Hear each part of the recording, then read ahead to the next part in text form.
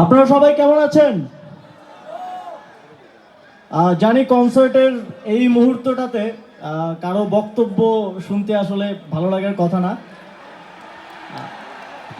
ইনকনভিনিয়েন্সের জন্য দুঃখ প্রকাশ করছি। আমাদের আজকের যেই প্রধান আকর্ষণ রাহাত ফতেহ আলী খান, তিনি কাওয়ালি পরিবেশনা করবেন। একটা স্মৃতি একটু শেয়ার করতে চাই। 2021 সালে আমরা টিএসসিতে একটা কাওয়ালির কনসার্ট করেছিলাম।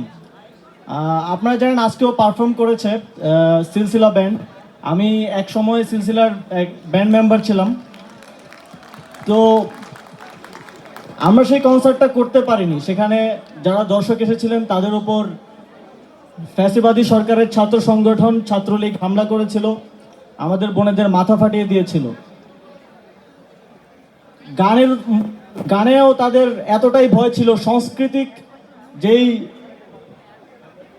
যেই সমাবেশ তাতেও তাদের এতটা ভয় ছিল যে তারা আমাদেরকে তখন গান গাইতে দেয়নি। কিন্তু দেখুন আজকের বাংলাদেশে রাহাত ফতেহ আলী খান কাওয়ালি গাইতে এসেছেন। আমরা আর্মি স্টেডিয়ামে এই আয়োজনটা সফল করছে আমাদের বন্ধুরা। এবং আপনারা জানেন আগামী পরশু মিরপুর শেরেবাংলা স্টেডিয়ামেও বিপিএল এর গ্র্যান্ড ওপেনিং কনসার্ট আছে, সেখানেও রাহাত ফতেহ আলী খান সাহেব গাইবেন। সর্বোপরি আজকের এই